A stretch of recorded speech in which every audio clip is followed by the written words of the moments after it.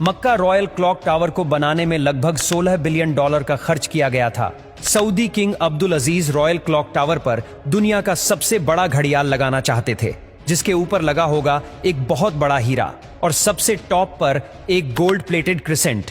पूरा स्ट्रक्चर बनकर कंप्लीट हो चुका था। अब बारी थी इस स्ट्रक्चर के ऊपर दुनिया की सबसे बड़ी घड़ी बनाने की। इस काम को अंजाम देने के लिए जर्मनी की पैरेट नामी कंपनी को सिलेक्ट किया गया, जिनको इस काम में 165 सालों का एक्सपीरियंस था। इन सब में सबसे बड़ा चैलेंज इस घड़ियाल के कांटे थे। इनको ऐसे डिजाइन करना था कि ये तेज हवा में उखड़ ना पाए। इस घड़ियाल का बड़ा कांटा 23 मीटर्स जबकि छोटा कांटा 17 मीटर लंबा रखना था। यूं समझ ले कि बड़े कांटे को अगर सीधा खड़ा किया जाए तो ये ऊंचाई में 5 स्टोरी बिल्डिंग का मुकाबला कर सकता है। 600 मीटर की ऊंचाई पर हवाएं 200 किलोमीटर पर आवर से भी ज्यादा तेज चल सकती है, जो इस कांटे को बड़ी आसानी से उखाड़ सकती है।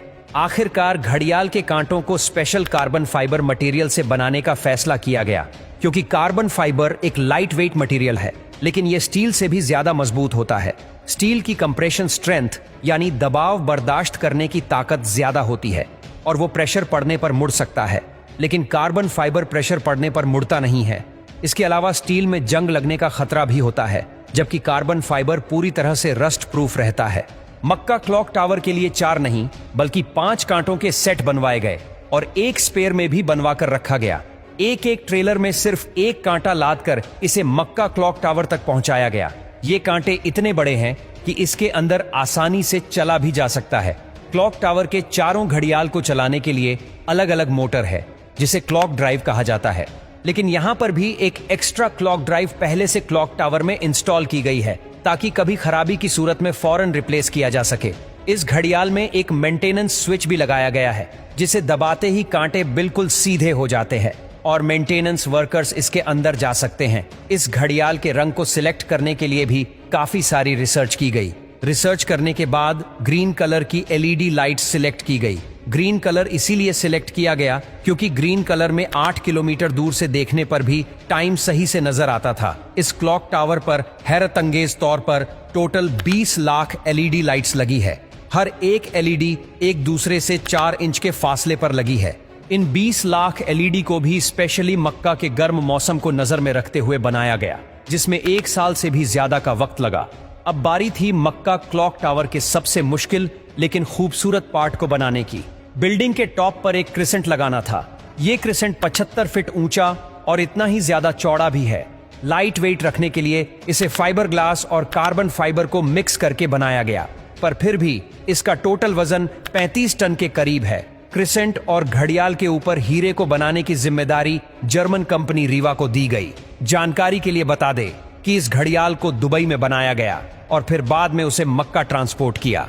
सबसे खास बात यह कि क्रिसेंट के कोने कोने पर सोने की लेयर छड़ी होगी, लेकिन अगर ये क्रिसेंट पूरा 1 पीस में बनाया गया तो फिर इसे टॉप तक पहुंचाना और फिर वहां इंस्टॉल करना मुश्किल नहीं बल्कि नामुमकिन होगा, क्योंकि भीड़ और जगह की तंगी की वजह से यहां सिर्फ टावर क्रेन्स काम कर सकती है, पर वो भी इतना ज्यादा वजन एक साथ नहीं उठा सकती। तभी इसे अलग अलग पार्ट्स में बनाने का फैसला किया गया। इस क्रिसेंट पर गोल्ड की लेयर चढ़ाने के लिए करीब 10 करोड़ मोज़ेक टाइल्स के पीसेस चिपकाए गए, जिन पर सोने की लेयर छड़ी हुई थी।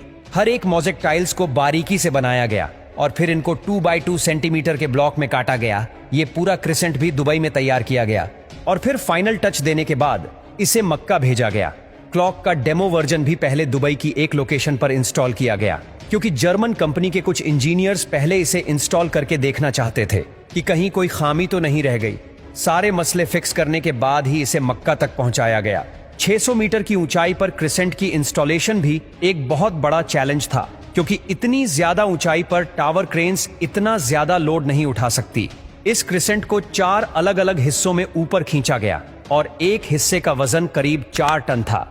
ये इंजीनियर्स और वर्कर्स के लिए काफी खतरनाक टास्क था, क्योंकि एक तो टावर क्रेन्स इतनी ज्यादा ऊंचाई पर होने की वजह से ज्यादा वजन नहीं उठा सकती थी। दूसरा, अगर इस प्रोसेस के बीच तेज हवा चल पड़ी तो पेंडुलम इफेक्ट की वजह से 4 टन का वजन डबल भी हो सकता है। फिर वही हुआ जिसका डर था। ठीक उस वक्त जब क्रिसेंट का एक हिस्सा हवा में था, तब अचानक हवा चल पड़ी। आखिरकार कुछ वर्कर्स ने इसे रस्सियों से पकड़कर हिलने से रोका और फिर इसे पोजीशन में लाकर फिक्स कर दिया गया। इस क्रिसेंट में टोटल 3 फ्लोर्स हैं, एक ऑफिस, एक मीटिंग रूम और एक मस्जिद, जो कि मैन मेड स्ट्रक्चर पर दुनिया की सबसे ऊंची मस्जिद है।